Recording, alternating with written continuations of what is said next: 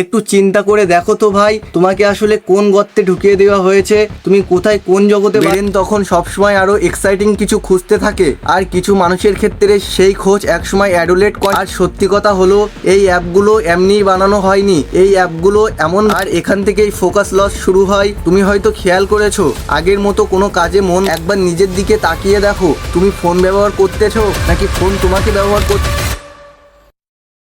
দেখো, এই ভিডিওটা কোনো ফালতু কথা বা টাইম পাস মোটিভেশনাল ভিডিও না। তুমি অলরেডি জানো ফোন খারাপ, সোশ্যাল মিডিয়া খারাপ, এই কথাগুলো তুমি অনেকবার শুনেছো, কিন্তু এগুলো তোমার ব্রেনের সাথে আসলে কি করছে সেটা হয়তো এখনো শুনুনি বা জানো না।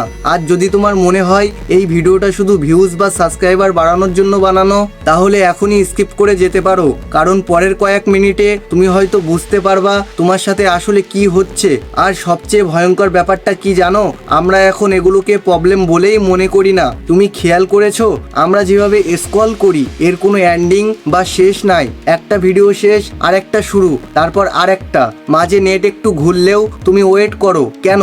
কারণ ভিতরে ভিতরে তোমার ব্রেন জানে আর একটা ভালো ভিডিও আসতেছে, আর এইভাবেই তুমি স্ক্রল করতেই থাকো। কিন্তু একটু চিন্তা করে দেখো তো, তুমি আসলে কি খুঁজতেছো? যদি তোমাকে কেউ জিজ্ঞাসা করে, ভাই এতক্ষণ ধরে স্ক্রল করে আসলে কি পাইলা, সত্যি করে বলো তো ভাই, তুমি কি ক্লিয়ার কোনো অ্যান্সার দিতে পারবা না। কারণ তুমি আসলে ভিডিও দেখতেছো না, তুমি কয়েক সেকেন্ডের ডোপামিন খুঁজতেছো, হয়তো একটু শান্তি খুঁজতেছো, হয়তো একটু আনন্দ খুঁজতেছো, হয়তো একটু ভালো ফিল করতে চাও, হয়তো কয়েক মিনিটের জন্য রিয়েল লাইফ ভুলে থাকতে চাও। আর এই অ্যাপগুলো সেটা খুব ভালো করেই জানে, তাই এরা কখনো তোমাকে থামতে দিবে না, কারণ তোমার অ্যাটেনশনটাই এদের বিজনেস। শুধু স্ক্রল করাতেই থাকবে, আরেকটা রিল, আরেকটা ভিডিও, আরেকটু ডোপামিন, যতক্ষণ না ধীরে ধীরে তোমার সময়, ফোকাস, মোটিভেশন সব শেষ হয়ে যায়। একটু চিন্তা করে দেখো তো ভাই, তোমাকে আসলে কোন গর্তে ঢুকিয়ে দেওয়া হয়েছে, তুমি কোথায় কোন জগতে বাস করছো, কি খুঁজতেছো তুমি নিজেও জানো না, তবুও খুঁজেই যাচ্ছ।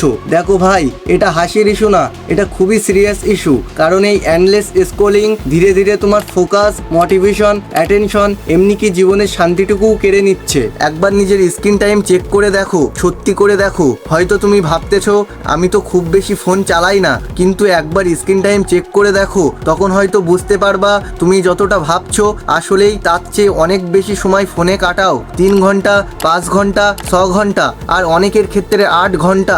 হ্যাঁ, 8 ঘন্টা। দিনের 24 ঘন্টার মধ্যে প্রায় 8 ঘন্টা শুধু একটা স্ক্রিনের সামনে। ভাবতে পারছো ভাই, তোমার জীবনের কত বড় একটা অংশ চুপচাপ চলে যাচ্ছে। আর সবচেয়ে ভয়ঙ্কর ব্যাপারটা কি জানো, আমরা এটাকে এখন স্বাভাবিক মনে করি, কারণ আমাদের আশেপাশের সবাই একই কাজ করছে, তাই আমরা বুঝতেই পারি না আসলে কতটা সময় হারিয়ে ফেলতেছি। একটা রিল, আরেকটা রিল, আরেকটা শর্ট, আরেকটা ভিডিও, তারপর হঠাৎ খেয়াল করো 10 মিনিট না, 30 মিনিট না, 1 ঘন্টা, 2 ঘন্টা কখন চলে গেছে তুমি নিজেও জানো না। এখন একটা জিনিস খেয়াল করো, আগে মানুষ ফ্রি টাইমে বসে চিন্তা করতো, এখন ফ্রি টাইম পেলেই ফোন বের করে। আগে মানুষ চুপচাপ বসে থাকতো, আর এখন ফোন। সকালে ঘুম থেকে উঠেই ফোন, রাতে ঘুমানোর আগেও ফোন। মনে হয় না আমরা যেন 1 সেকেন্ডও একা থাকতে পারি না। আর এখানেই আসে ডোপামিনের বিষয়টা।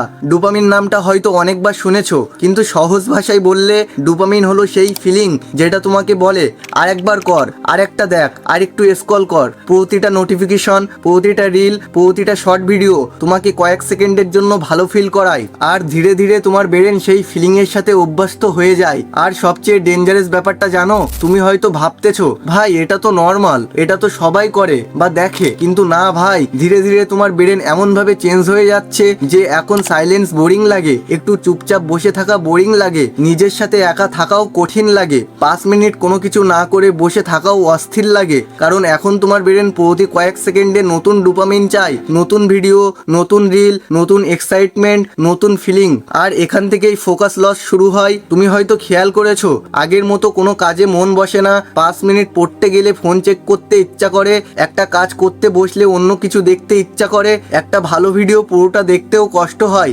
কারণ তোমার ব্রেন এখন ফাস্ট কন্টেন্টের সাথে অভ্যস্ত হয়ে গিয়েছে। আর এখানেই শেষ না, একটা জিনিস অনেক মানুষ খেয়ালই করে না, যখন তুমি সারাদিন রিল, শর্ট ভিডিও আর এন্ডলেস কন্টেন্ট দেখতে থাকো, তখন ধীরে ধীরে নর্মাল কন্টেন্ট আর আগের মতো ভালো লাগে না। ব্রেন তখন সবসময় আরো এক্সাইটিং কিছু খুঁজতে থাকে, আর কিছু মানুষের ক্ষেত্রে সেই খোঁজ একসময় সময় অ্যাডুলেট কন্টেন্ট বা পন পর্যন্ত পৌঁছে যায়। শুরুতে হয়তো মনে হয় একবার দেখেই দেখি, তারপর সেটা হয়ে যায় মাঝে মাঝে। তারপর একদিন খেয়াল করো, মন খারাপ হলে দেখতে ইচ্ছা করে, একা লাগলে দেখতে ইচ্ছা করে, বোর লাগলে দেখতে ইচ্ছা করে, মাথায় চাপ থাকলে দেখতে ইচ্ছা করে। আর এইভাবেই অনেক মানুষ বুঝতেই পারে না কখন এটা শুধু দেখা দেখি থেকে একটা অভ্যাসে পরিণত হয়ে যায়। আর যত বেশি ইনস্ট্যান্ট প্লেজার কনজিউম করছো, তত বেশি রিয়েল লাইফ বোরিং লাগতে শুরু করছে।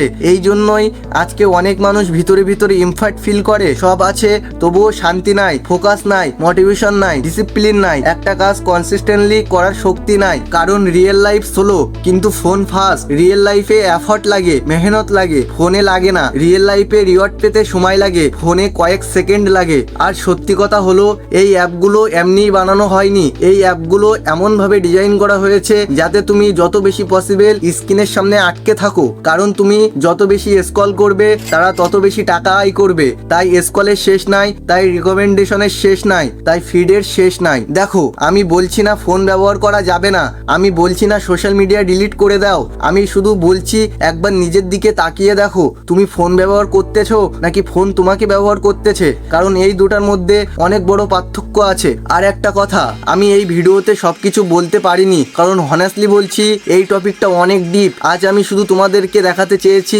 আসলে কি হচ্ছে আমাদের সাথে, কিভাবে endless scrolling, screen time, dopamine, focus loss আর কিছু মানুষের ক্ষেত্রে পনের মতো জিনিস চুপচাপ আমাদের লাইফকে এফার্ট করছে।